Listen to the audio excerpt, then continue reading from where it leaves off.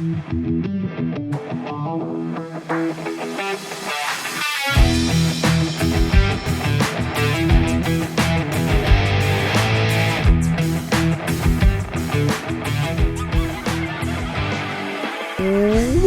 back. This is episode number... Once again, I did a lot of prep, but I didn't check what episode it was. Number 42. Ho-ho. Big 4-2. Fuck yeah. Home stretch to 50. Yo.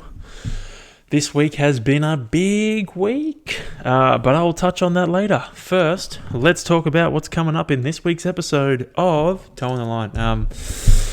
What's coming up this week? Or actually, no. Let's talk about what happened last week, and then we'll talk about what happened this week, you know? Last week was the best part of this 3-part series, I think. This next part is going to be a bit, I don't know, probably a bit personal, but you know what? It's a 3-part series. You may as well listen to all 3. Last week we covered off basically how alcohol stops our bodies from building protein. And the only way to really stop it from stopping us from building protein is to not drink it. You can drink protein shake and alcohol at the same time, but alcohol is always going to win, unfortunately, because it's going to break down the muscle faster than the protein can rebuild it, or the protein synthesis can rebuild it, because it inhibits that process of protein synthesis. We also covered another way to combat that is to leave several hours between training and drinking. That way your body can actually start the process of protein synthesis before the alcohol ruins it. We also covered on, apologies, I'm smashing shit around. We also covered off how alcohol massively impacts on hormones, particularly testosterone in males. It can also cause a high stress environment for your body, which means your body struggles to absorb key nutrients, i.e. the main one being calcium, and that affects your bone density, and it doesn't go so well as you get older. We also spoke about having too much alcohol on a consistent basis can lead to having a fatty liver, because like one of those R&B horns, because your body can't get rid of it. If you're continually, your body can only process at a certain rate, and if there's that backlog, it gets turned into fat. Alcohol can severely reduce the effect of the body's immune system on fighting off bad bacteria, diseases, colds, flu, everything, you name it. Because the body's resources are being used to try and process the alcohol and deal with the havoc the alcohol is causing, so that, you know, when you do get sick, the body's like, fuck, we're busy, man. You send, picture it like a battle. Most of the forces of your body are dealing with the alcohol around the liver. And then when a flu gets stuck in the back of your throat, they're like, fuck, we'll send a few resources, but this is the most important thing. We've got to try and sort out what's going on down here. And then those guys go up there and they get mowed down by the disease, and then all of a sudden you're sick. So, you know, you have a low tolerance to cold and flu. I think that's why people who were heavy drinkers were more at risk of getting COVID, because your immune system is weaker. You don't want to be weaker, you want to be stronger. What else did we cover off? We covered off our sleep cycles are heavily impacted, being the main one, the REM sleep cycle. So you can sleep for a long time. You might get to sleep faster and you might think you're sleeping for a longer period of time, but your sleep is shitty quality. So there's a difference between, you can have 8 hours or 10 hours of shit sleep, or you can have 6 or 7 hours of quality sleep. 6 or 7 hours of quality sleep is going to outweigh 10 hours of shitty sleep. What was next? Digestion is also heavily impacted by alcohol. This is due to inflammation in the stomach. And then the excess acid and the irritation in the stomach can cause dehydration. Dehydration is bad, not good. It can affect you in your performance. It affects your recovery. You feel shitty. Dehydration is not a good thing. So it can also help dehydrate you. And basically the top 3 takeaways, if I was to sum them down, if I was to summarize them even more than they were already summarized, would be alternate between alcoholic and non-alcoholic drinks when you go out. That way you can reduce the amount that you are consuming. Plain and simple. Then the next one, leave as much time as possible between training and drinking. That way you give your body a chance to start to recover. Choose drinks that are low in sugar. Sugar also dehydrates you. If you're getting dehydrated due to the alcohol and dehydrated due to the sugar, your recovery, sleep, everything is going to be impacted. So if you choose low sugar drinks, you will fare better off. You'll only have to deal with the alcohol. You won't have to deal with the sugar in conjunction with the alcohol. After a big night out, don't push yourself in terms of training. Take it easy. Take a light day. Let your body start to recover and then build back up. What are we going to see in this week's episode of Towing the Line? So basically this week I'm going to go into how alcohol can affect us on a more personal level in terms of family, work, and stuff like that, work, sleep, etc. I'm going to give my personal experiences on alcohol and why I don't like it that much, and probably stuff that I'm going to be covering off with my therapist, because I don't despise alcohol, but I don't like it very much. I've experienced a lot of shitty things that have been basically caused by alcohol, so I'll go into a few of them. I don't remember how well I spoke about it, so my apologies if it's like a bit sporadic. I think it might be similar to the first time I spoke about my eating disorder, in the fact that I don't know, I hadn't really planned it out, and it's like kind of real, so it causes me to like lose my thought and kind of go off on little rants here and there, but I'm sure you will get the gist of it. Otherwise, I'm going to talk for another 15 seconds so that I can make this easy to clip up, and then you guys can get into the third part of alcohol, like how it affects us on a more family, personal level. So here's that part, guys. Enjoy. All right, so let's move on to the next part of this. And this one I'm going to riff a bit because I feel like it's it's a specialty of mine. Not a specialty of mine, but it's something I've kind of gone through in my life. So I'm going to... that was a weird noise. I didn't fart, I promise you. That was made with my lips. I'm going to take a quick drink, and then we're going to launch into this one. So I've covered off the effects of alcohol on training, around training, recovery, sleep, all that stuff. Now I'm going to cover off the effects of alcohol on life. Now my take's going to favour the negative, because the kind of stuff I've been exposed to as I've grown up has all been negative effects of alcohol. That's not to say that I didn't have fun with the old drinky poo when I was 18 or 16, or I think I had my first drink when I was 14, which is pretty fucked. It just means that the majority of my exposure has been negative. So a bit of backstory. I think, my dad was, I don't really talk to him anymore, alcoholic. Massive, huge drinker, closet alcoholic. Didn't really there was the way let's just speak about me in this scenario. The way I discovered that was we used to have a bunch of alcohol lined up in a spot in our house, and it was always full. Like there was like vodka, bourbons, and it was just sat there for fucking years. It was always full. Never got touched because I never drank. And I don't think my parents did either. And then all of a sudden I started noticing that one bottle would be empty, second bottle would be empty, third bottle would be empty. I was like, who's drinking all this shit? And I went to my brothers and I was like, you guys still on the alcohol? And they were like, nah. And then I realized that it was my dad drinking it all. And we thought we snuffed it out that time. That was probably when I was coming up in high school. And he's not a fun alcoholic. He's gets very angry, gets very mean, not physically, but just emotionally. He's a piece of shit.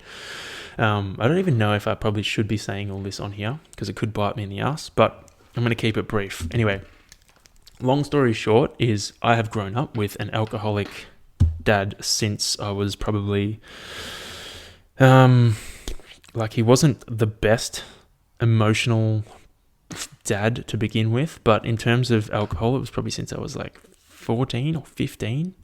And it just made things so much worse. Flashback to last year. That's part of the reason that I stopped working for that company, because it was his company, and he was just, mate, not something you want to be a part of, not something you want to be privy to.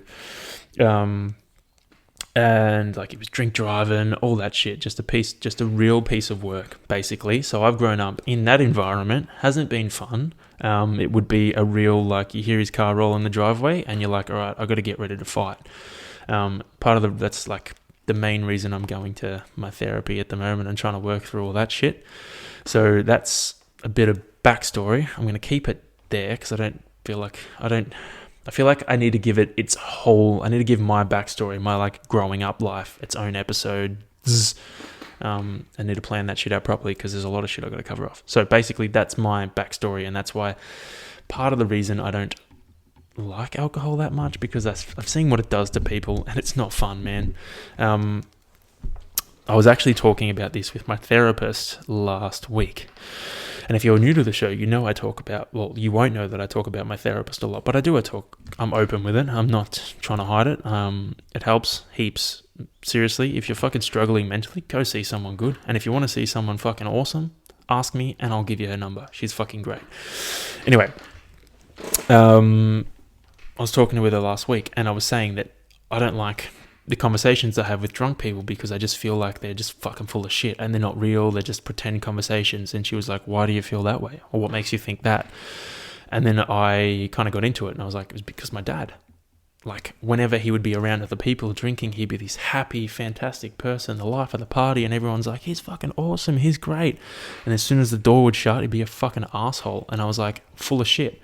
And I carry that through to everyone. So I'm trying to, fuck that attitude off because it's not true. There are people like him that are full of shit when they drink, but most people aren't. Most people are just themselves. So that's something I got to try and, work through. But anyway, that's the kind of attitude I carry towards alcohol. I'm like, I don't need it to be myself. I don't need it because I've seen what it does to people. I don't necessarily like it, the position it puts you in. And I feel like it just changes people into something that they're not. But that's not the purpose of this effects on life. Let's go into some ways that alcohol can affect your life on a more personal, social level as opposed to training. Apologies if that was a bit much, but we're back on track now. So how can alcohol affect... Let's start off with family. Let's start off with family life. How can alcohol affect your family life? Well, first of all, you start to dissociate with your family. If you're a heavy drinker, if you're not a heavy drinker and you have one fucking drink a night, 1 or 2 drinks a night, and you don't change and you don't start fucking abusing people, then it's not a big deal. But if you're a heavy drinker, it can affect your family because you dissociate with them. You tend to choose the drink over being with your family. The alcohol makes you feel good. You associate with the alcohol more than you do with your actual family. And that can drive a wedge and you dissociate with them and it creates a big gap. And when one of your family members is dissociating with you and, using alcohol as a coping mechanism to numb something or hide something. Like you can tell it's not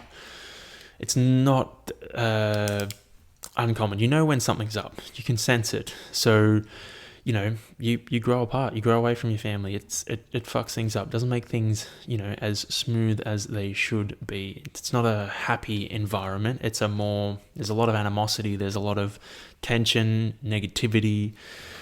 It's not a great place. Not a great place to be, especially, like I said, if you're a heavy drinker. It's not great. And think about it, if you've got kids and your kids grow up seeing you drink fucking heaps every night, that's going to be burned into their brain on a subconscious level. Maybe they don't know it's there, but they know it's there. They think that that's acceptable. They think that that's normal to fucking smash that much. When it's not healthy. Alcohol is a chemical. It's a drug. It's something that it's poison. That's what I was looking for, the word. It's poison. It's poison for your body. And if your kids grow up seeing you drink fucking heaps every night, they're going to think that that's acceptable and that's how they're going to approach it. I'm lucky that I kind of went through some shit that was like, nah, man, fuck this. I don't need that. But like, it would have been very easy for me to go down that path. I had this note before, but like, exercise saved me from a lot of bad things, and alcohol was one of them. Like, I could have gone down the path of becoming an alcoholic and drinking heaps, but I'm lucky I chose the alternate. Like, I saw what alcohol did, and I was like, you know what? No, I don't want to be a part of that. I'm going to go down the path of being healthy. I'm going to fucking ban that shit. I'm going to cut it out, exile it from my life, and go the path of being healthy, which led to me not being healthy. But now I'm back on the healthy path. But yeah, I could have very easily seen that and been like, fucking alcohol, and then just run down that path and ended up fucking full-blown alcoholic at the age of 20, which would have been fucking shit. So I'm glad I went down the path I went down, although it did lead me to, being in eating disorder territory. It's, for me, like, I've passed that now. I've gone past that. If I was still stuck there, then it would be a different story. But thankfully I managed to work through that. And I've seen that was unhealthy too. But now I feel like I am actually healthy because I'm honest about how I'm eating. I'm honest about how I'm training. I'm honest about how I feel. I'm honest with myself. I'm not being like, yeah, I'm healthy, and then trying to shout that over the little guy inside me being like, but dude, this isn't healthy. You know what I mean? Probably not, because I'm talking shit. But yeah, be mindful of the example that you're setting as well. I didn't have that as a note, but be mindful of the example you're setting. Work. If you're fucking drinking to cope with work, that's not good. You need to fucking address that. You need to address what's causing it. You really need to go back to the cause of why you're choosing that as a coping mechanism, because it's not a healthy one to have. You need to address that shit ASAP, because, excuse me, that's your coping mechanism. Man, it's not going to last. Something's going to fucking give, and it's probably going to be you. Like I mentioned before, common effects of alcoholism are depression, anxiety. That's going to be fucking hard. If you're, you go to work sucks, you drink, great. Go back to work. You're going to be feeling worse. And then you're going to drink more, and then you're going to feel worse at work. So you're going to drink more because you feel worse at work. And it's just going to be an endless cycle until you give, or something gives. You'll either lose your job, or you will fucking end up in the ditch. You got to address the why. Like, why? If you are someone who really drinks heaps and you don't, like, because you're stressed out, it makes you feel better, great. Find out why. Address that why. Ask yourself, like, what makes me do this? What makes me feel the need to, bury my sorrows with a glass of scotch or something like that? Like, what's the reason behind it? You don't want to, and you need to address that reason as soon as you can. Like, don't let it go unaddressed, because it's just going to get worse. It's a vicious cycle. It really is.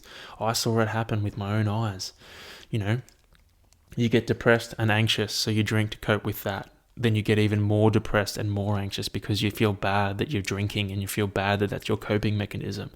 So then you drink more to cope more and more, and you just fucking fall into this cycle where you're putting down, a couple of bottles of vodka a day. That's not good, dude. I'm not saying that anyone that is listening to this is like that, but that's kind of where it could end up if you don't deal with that shit as soon as possible. I probably touched on it, but another note here is mental health. Like I said, anxiety and depression, huge. Like, it literally causes that. You don't want to be causing that. You don't want to be exacerbating that. If you're already stressed about something in your life and you choose alcohol as a coping mechanism, that's not a good coping mechanism, because it's going to make that thing way worse. You're better off trying to deal with it another way. If something in your life is causing you stress, find another way to cope with it. Not alcohol, because it's just going to make everything worse for you. It's going to exacerbate it. It's going to dial that shit up to 11. Whereas if you went about it a different way, like by seeing a therapist or talking about it or something else like that, you'll actually reduce how it feels instead of amplifying it. So yeah, alcohol's a bad coping mechanism. And it's bad, but it's effective because it is like a vicious cycle. It just makes things worse. So you drink more to cope with the worse, and then it just like a snowball. Sleep and training. I touched on this before briefly, but alcohol fucks with your sleep, which means it's going to fuck with your training, which means you're going to feel shitty, which means you're going to probably drink more. So another vicious cycle. Why would you do that to yourself? It's just not a good coping mechanism. If you're drinking because it's fun and you enjoy it and you want to hang out with your mates, great. That is the fucking best reason. But if you're drinking to cope, if you're a closet drinker and you're drinking because for the wrong reasons, then you got to fix that. You got to address it. You got to find out what's the reason that you're doing it, and address it, because it's not safe. I think I'll touch on this shit in a second. I might actually quickly pause so I can write some notes on that. Yeah, like if you're drinking for the right reasons, it's okay. I don't know if I touched on this, what I was last talking to, because I didn't listen back far enough because I'm lazy. But basically what I'm trying to get at is, if you're drinking because you want to have fun and you want to hang out with your mates, then that's fine. It's only if you're drinking for the wrong reasons that you need to address it, that it is a problem. Because there's nothing wrong going out and having a drink with your mates. There isn't anything. And if we balance our training properly to accommodate for that, then it's not going to affect you. That's fine. It's not a bad thing. It's only if you're doing it to cope with something that it's bad. It's only that if you turn to alcohol to try and solve your problems, that it's bad.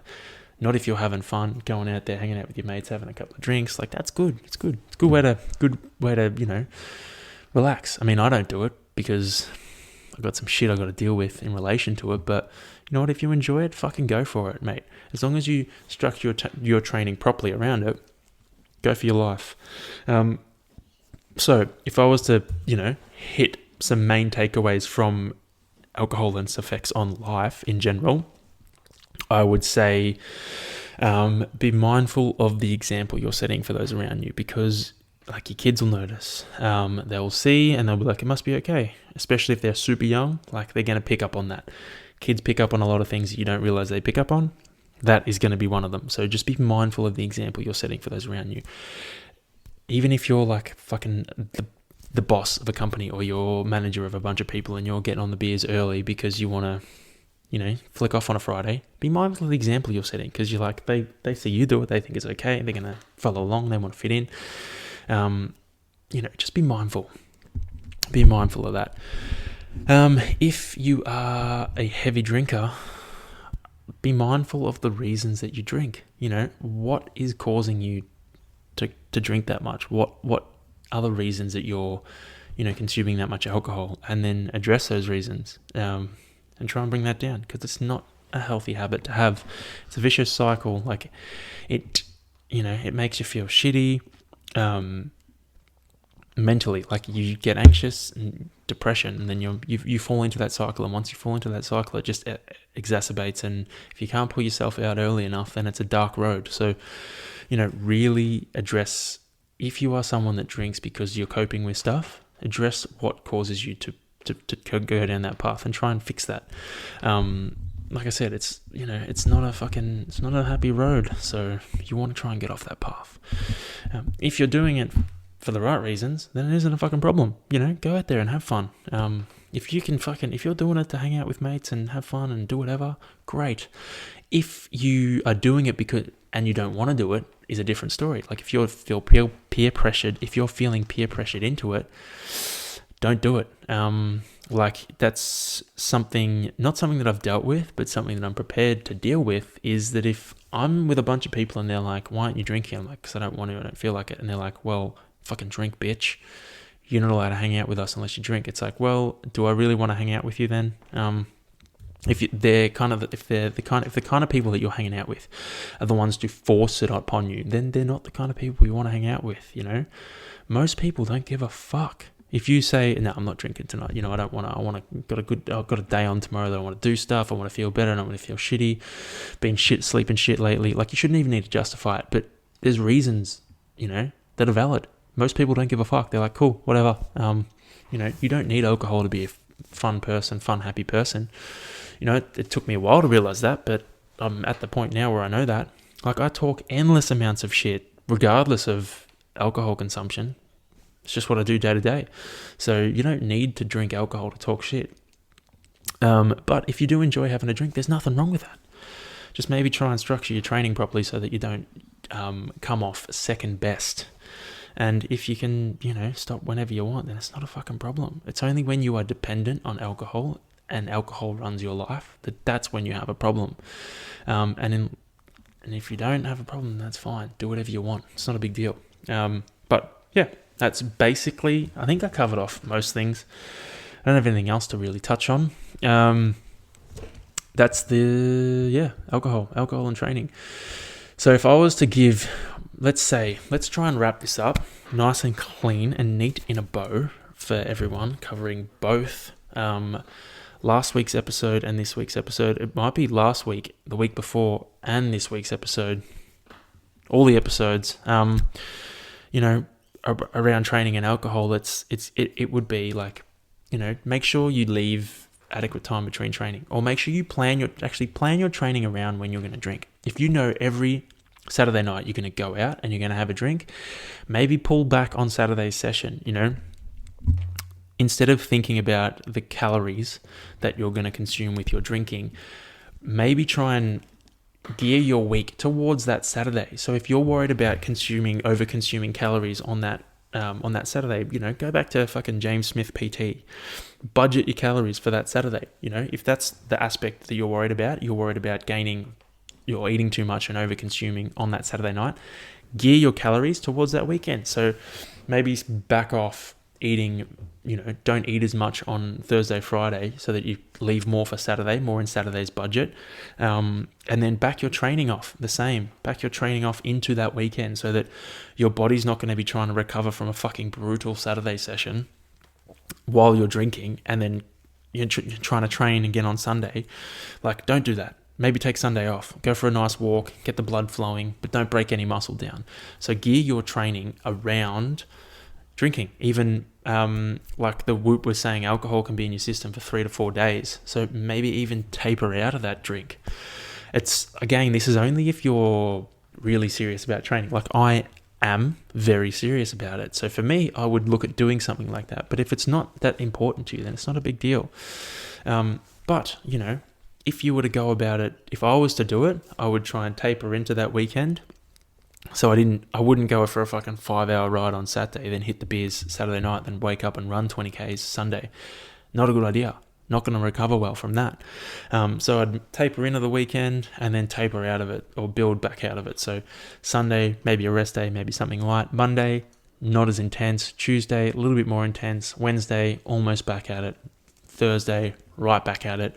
And then fucking crush the weekend. But then again, I'm serious about this stuff. If you're not as serious, it's not as big a deal.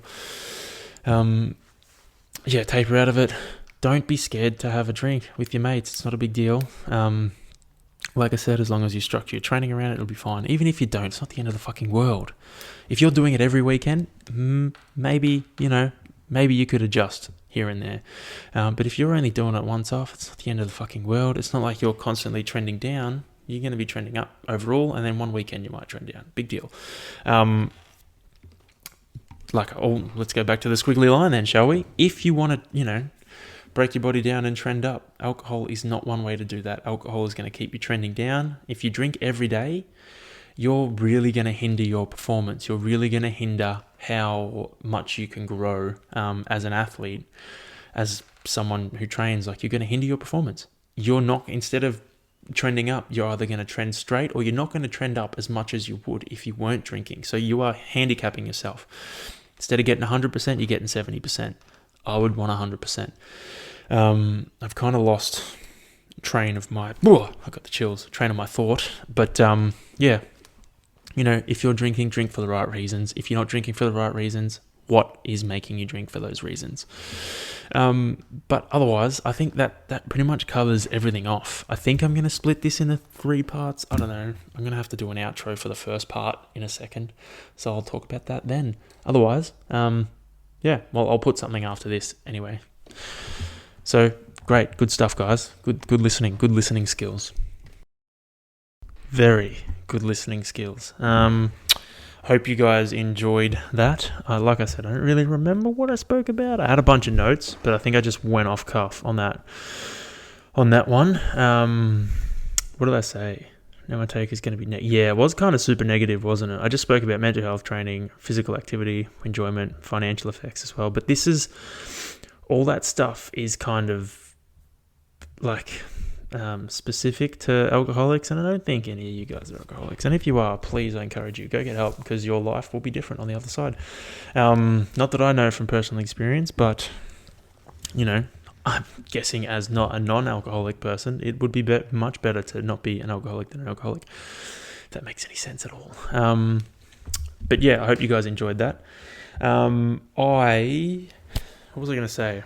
in terms of that whole alcohol topic as a whole, I learned a lot. I don't know if you guys learned a lot, but I definitely learned a lot about it. I think it's my opinion or my stance on alcohol.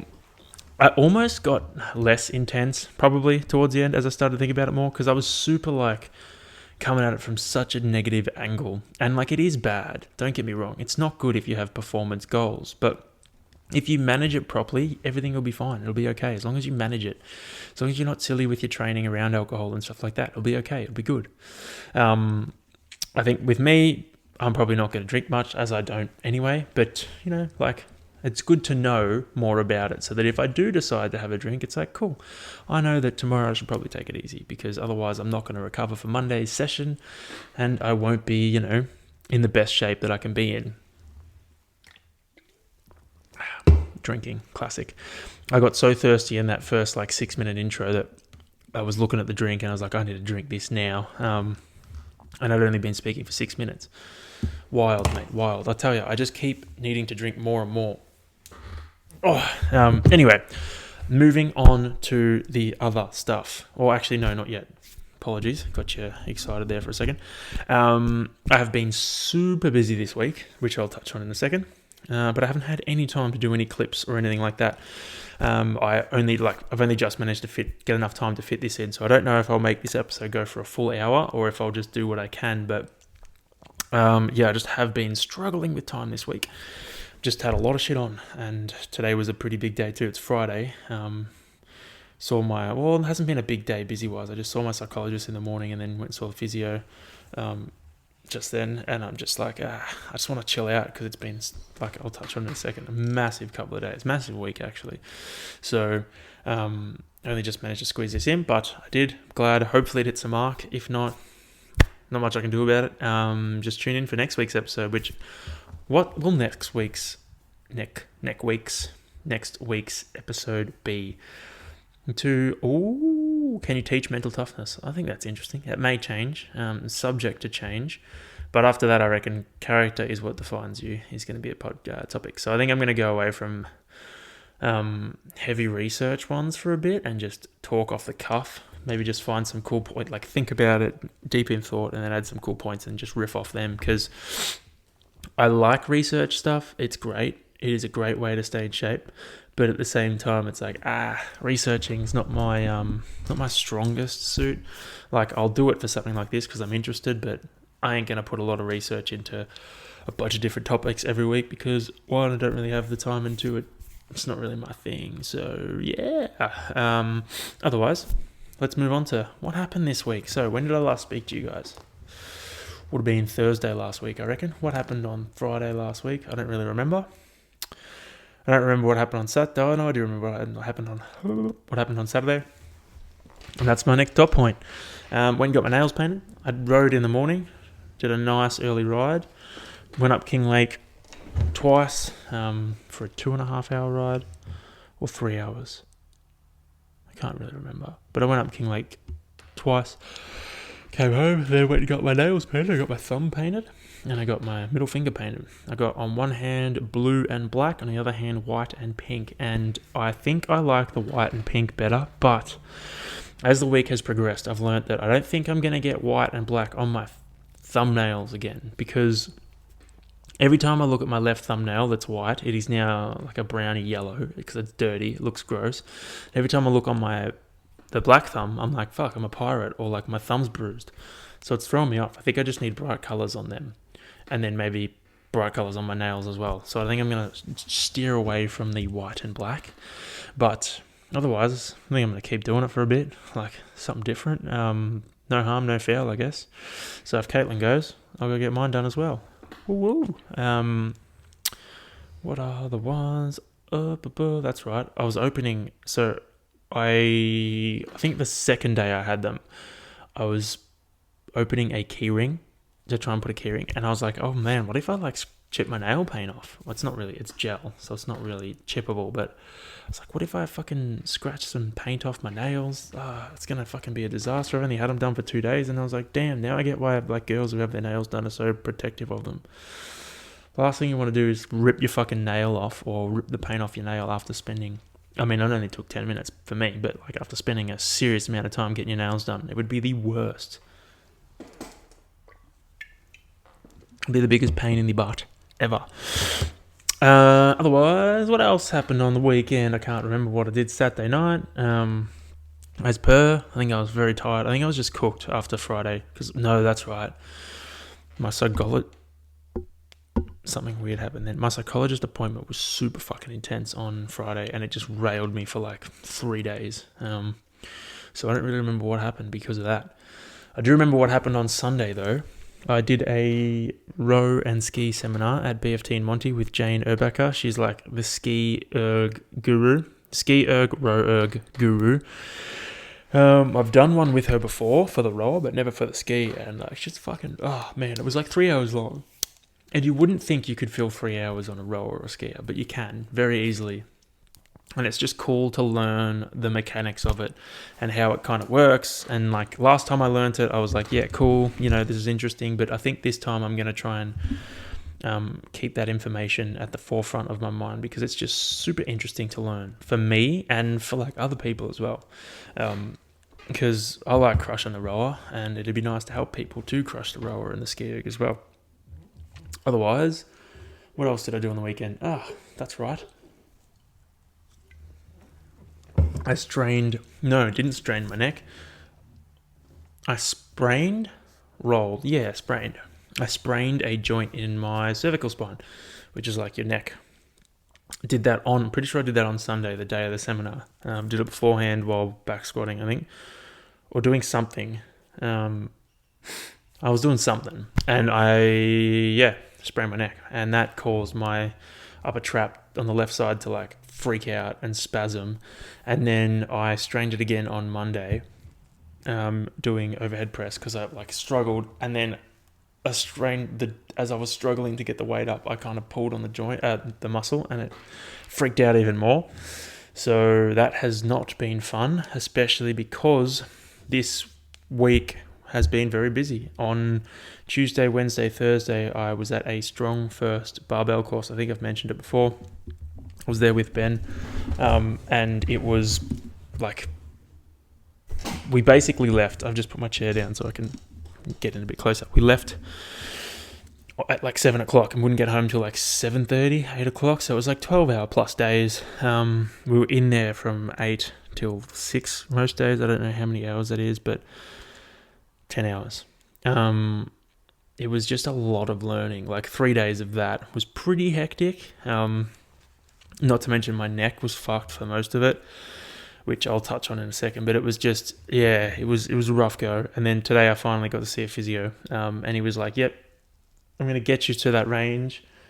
That's why I'm looking left now, and you just got to keep looking left to try and keep your neck in that range, because he said, I love him. He's my favorite physio, because he's switched on and he gets sporty guys. He's like, I said I strained my neck. He's like, all right, cool, don't stop training. And then he started giving me a diagnosis. The first thing he said to me was, don't stop training, because you got to keep that range. Like for me, the joint has already healed. The sprain that I've had has already healed. He's like, your muscles are spasming. He's like, if the longer you restrict your motion, the tighter they're going to get. So you're going to lose that range, and you're going to have to fight to get that range back. So he's like, he did a bit of work, loosened it up, and he's like, now you got to just keep that range. So every fucking 20 minutes, I just got to look, and keep trying to open up that trap and stretch that muscle to try and keep that range. And he's like, in 2 days it'll be gone. Just make sure you keep that range.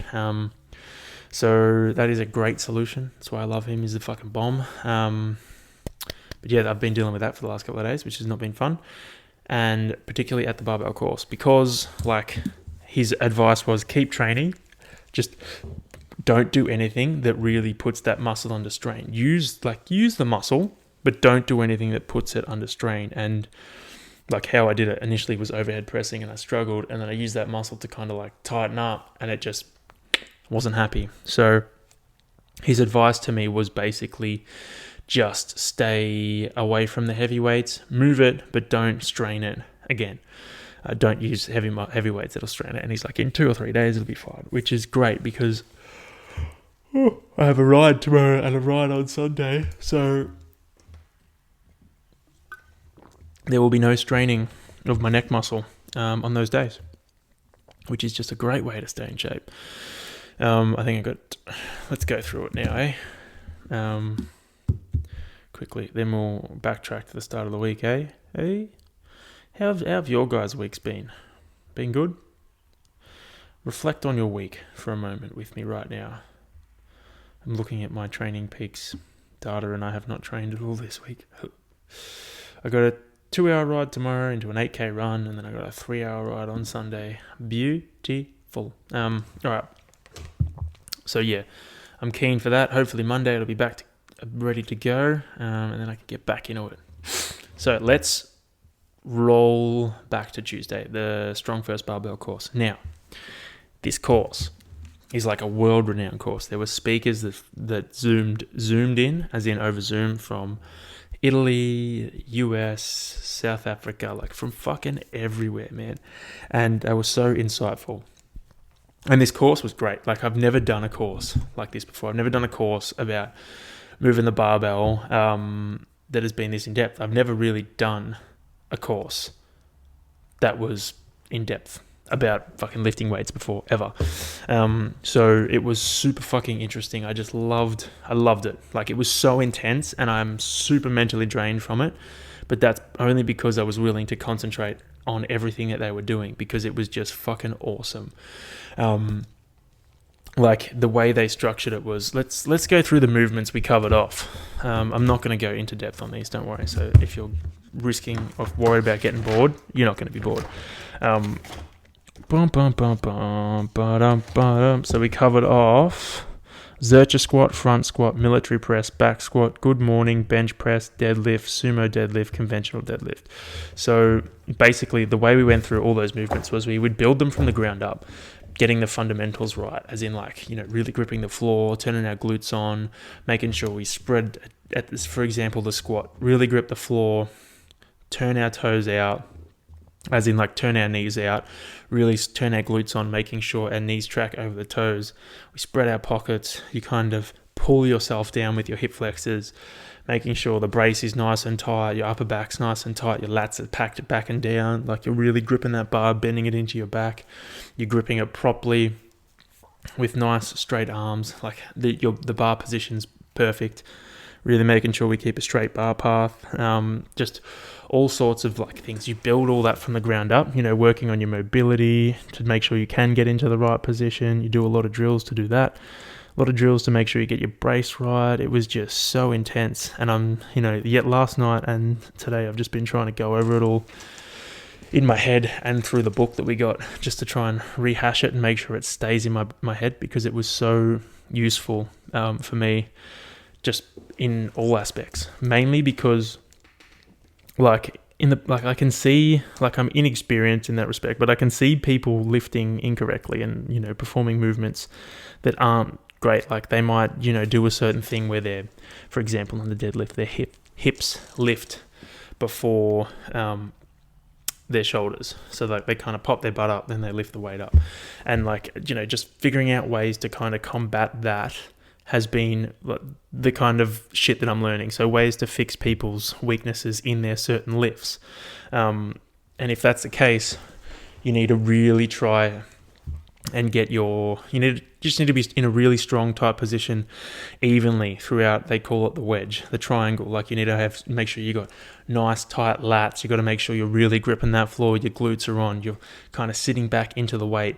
And then you got to make sure everything's tight, like your brace is tight as well. And then the weight will just come off the floor and you can rise as one. You don't need to lift your hips up.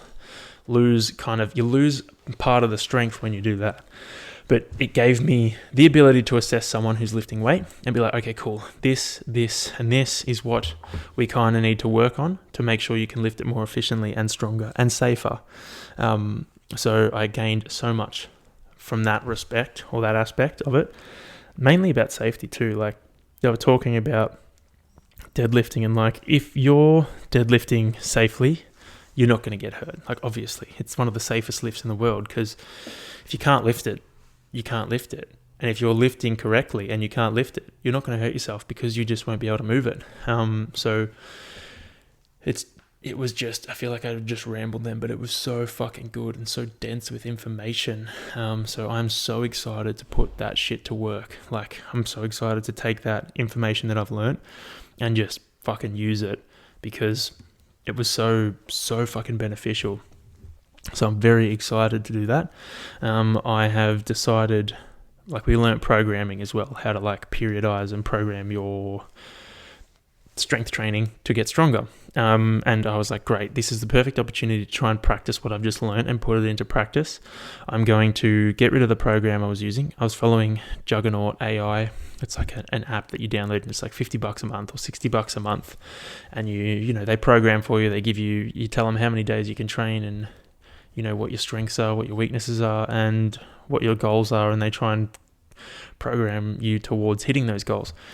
But I was like, no, you know what? This is the perfect opportunity for me to learn how to program properly. I'm going to put it into practice, and I'm going to get myself to the level I need to be at to actually get the certified StrongFirst Barbell instructor certificate. Like, I got the certificate of attendance because I was there every day, but I didn't get the certified instructor. So that's what I'm going to go for. Obviously, that's the thing that I need 6 months to try and get strong with. So I now have 6 months to get myself to the level that I need to be to perform these lifts. And yeah, I'm fucking excited. Like, I already wrote my program today. It's saved on my computer. Just going to write it out in a little book so that I've got it with me wherever I go. Or maybe I should just copy it onto or screenshot it. That's probably a good idea. I'm just going to make sure I got my weights each week, and it's just progressively increasing by 5%. The way I have structured, let's try this. All right, let's try and explain it to you guys so that I can reaffirm it in my brain. So I have programmed it in a manner. I'm going to do 3 sessions a week. I'm going to go a light session and then 2 heavy sessions. In the light session, I'm going to hit my squat, overhead press, squat, bench, and deadlift, all 4 movements that I'm working on in the light session, because we learnt that if you hit a light session before a heavy session, it promotes your ability to get stronger, like strength gains and stuff like that. It doesn't promote hypertrophy, it promotes like strength, your ability to tap into that power and actually increase your ability to move heavier weights. So I'm going to go light session as session 1 for the week, and session 2 is going to be overhead press and deadlift, and then session 3 is going to be a bench press and squat. And the way I'm going to do it is it's going to be a 5x5, so 5 sets, 5 reps at 80% of my current 5RM for the first week, and then week 2 is going to increase by 5% of the last week's weight, and then week 3, same 5% increase of the last week's weight, and it's just going to constantly build up until I fail. Once I fail, I'm going to do a 3x3 for that next week and I'm going to continue doing 3x3s, increasing the weight by 5% each week until I fail that. Then I'm going to drop to a 2x2, and then I'm going to either test. I'm going to do that for a week. Then I'm either going to test or I'm going to rest, and then start a new block of 5x5s at 80% of my new 5 rep max. And I'm guessing I programmed it for 12 weeks, but I'm thinking I'm only going to get to week 6 or 7 because those numbers seem pretty hard and out of reach. And then I'm going to have to break it down and then start again. So I'm very excited to follow that because it's going to be good volume. It's going to give me plenty of lifts to try and nail my technique, especially in the first few weeks, because they'll be relatively light, which I want to do. I want to drill the techniques that we learnt so that I can lift fucking super clean, super efficiently. I'm going to use the first few weeks for that, and then once the weights get heavier, then it's like, cool, hopefully I will have drilled the skill in enough to shift the weight well. And even if I haven't, I'll have that light day where I'll be moving a bunch of weight as well. I think the reps I'm doing on the light day are I'm going to do 3 sets of 4 for each exercise. That way it'll give me time to move the weight. It'll be much lighter. It'll give me time to prime my body for the heavy days and still drill that skill. So I'm very excited for that and to see where it can take me. Like I was writing my goals down, and this is the next thing. So I've got to hit the lifts I didn't make. So let's find the page in the book so I can read it out and not stuff it up. But we had to hit skill tests, and there were just pure lift weight tests. And the Here we go. Cool. So the strength tests were a 1 rep max deadlift and a 1 rep max bench press. The 1 rep max deadlift was 2 times body weight, and the 1 rep max deadlift was 1.25% body weight, I think. Yep. So for me, I weighed in at 98.5 times 2, and it's rounded to the nearest 2.5. So it's 97 kilos, so that makes me 197 kilos, which makes it 197.5 kilos I need to be able to lift that for 1 rep. Then my bench was 98.5 times 1.25 is 123, which is the nearest 2.5 kilo lot is 125. So I need to bench 125 kilos for 1 rep. Then the deadlift, which I did, the technique test, was 5 reps at 1.5 times body weight. So it ended up being around 150. I think it was 145. And then the back squat was 5 reps at body weight, which was, I think it was 100 or 95 or 97.5. I can't remember, one of those. And I did those. So I hit the squat and hit the deadlift. I didn't hit the military press because that was 67% body weight. So if I weigh in at 98.5 times 0.67, means I got a military press 67.5 kilos for 5 reps, which is not fun because I can't press well. I've learned how to press now at the course, so I've just got to drill that. But basically, if I was to cut this extremely long story short, I need to build my strength up to the point where I can hit a 200 plus kilo deadlift. I need to bench press 125 kilos, and I need to overhead press 67.5 kilos for 5 reps. Now, for me, the deadlift doesn't scare me at all. I will get there. Based on my program I'm following, or that I've written, I'm going to get there. That's fine. The bench press, I'm quietly confident about. It's 1 rep. Like, I can build up to that. I've never done it before in my life, but I'm not afraid of, like, with the volume that I'm going to be benching, I'll be doing 25 reps, or I'll be doing 25 plus 12, like, what's that? Nearly 40 reps a week of bench, and, like, they'll be pretty heavy, so I'm pretty sure I will get there. The overhead press worries me because my strength just isn't there at the moment. I think my 5 rep overhead max is probably like 40 kilos. Hopefully with the new technique that I've got in my pocket from this training course, it'll be a little bit heavier. But yeah, I got to add like 20 something kilos.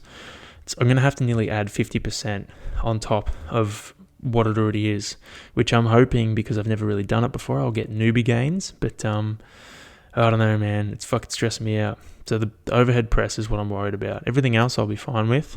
It's just that. So we'll see. I'm going to follow this for until I fail the 5 RMs. So each lift is going to progress at a different rate, because I might fail I'll probably fail the overhead press before I fail anything else in terms of the 5x5. So then that'll start again before I finish the other ones. So I'm keen to see how much stronger I can get in the next 5 to 6 weeks of training. Don't know if I'm going to start this week. It depends how my trap is on Monday. But I'm very excited to see how strong I can get in the next few weeks. What else? So I learned at my psychologist appointment today, I learned that I can't stop fidgeting ever. And I was sitting there and she's like, you just don't stop fidgeting. And I was like, oh, what do you mean?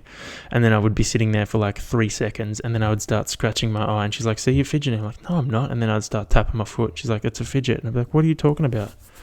And I'm just constantly fidgeting, touching shit. And I realized at the barbell course, I was just constantly moving, touching things. I don't think I can sit still for a long period of time at all. And she's like, you need to try and practice that. So she's given me not a test, but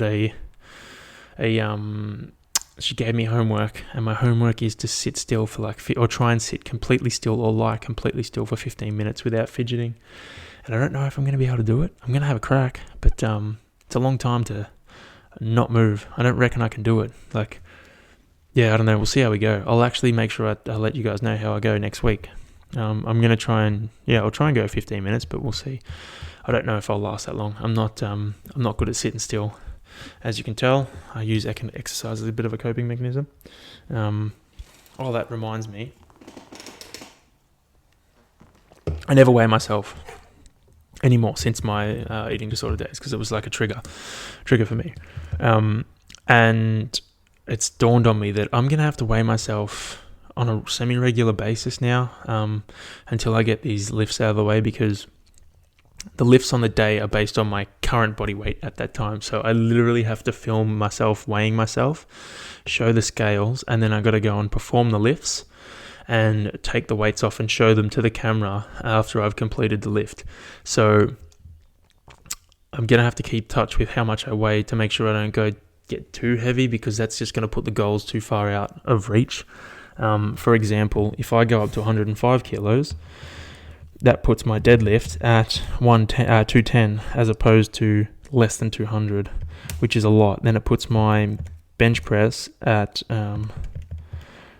132.5 as opposed to 125, which is fucking insane. So that's such a big jump. So like, I got to be real careful with not letting my weight get too ahead. I don't mind where it's at, that's fine, I'll train for that, but as long as I don't get too much heavier, it'll be all right. And I'm not concerned about putting on too much muscle with this. Like, I think I programmed it for strength, not for hypertrophy, so we'll see how we go. I think if anything, like if it starts to stall out, or I start to put on too much weight, I'll have to reassess and maybe follow a different program. But this one is meant to be pretty good for all round and just trying to figure out what works best. Because I've never really followed a strength program ever before, so it'd be interesting to see how I cope with it.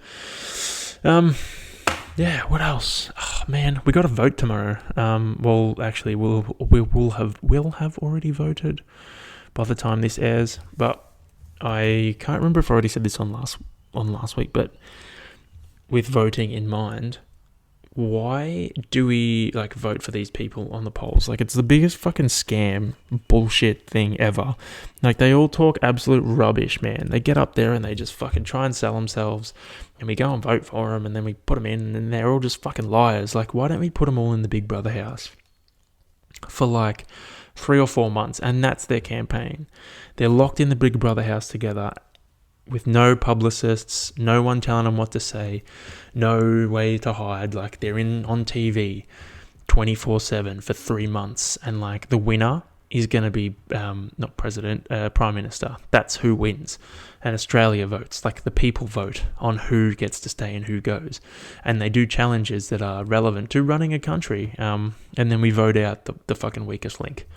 I feel like that would be the best way to go about it. Not voting at people at the polls when they just fucking talk rubbish, and then everyone gets in there and like, oh, I can't be fucked, I'm just going to randomly do this, and then it works out against us.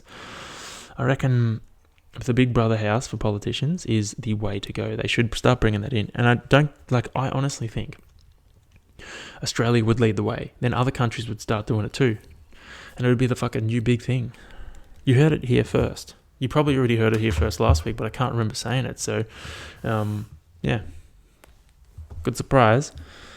What else has been going on, you know? I don't think there's been much else. Yeah, like I said, I haven't had a chance to do much Instagram stuff. The video I filmed of my back squats on Sunday turned out fucking great. Because I'm super intentional with I've been super intentional with getting under the bar and stuff like that, setting myself up. I haven't been setting myself up completely right, but I've been intentional with getting the same rhythm when I get under the bar each time. It's meant that each squat is pretty much the same. So it meant that I could line up all the videos of my squat from empty bar to 100 kilos, and I could slowly add, like, it made it appear as if, like, as I was dropping into the squat, a weight was getting added on as I was dropping down. It looked fucking sick. So I was very happy with that. How did I forget? So I have an Apple charger that came with my MacBook Pro when I ordered it, and it is starting to become loose at the end where it plugs into my computer. And I complained to Apple, and they were like, great, take it into your local store and they will replace it for you. And I was like, cool, that seems way better than waiting for a replacement to get here than me shipping mine back in order to get my money back.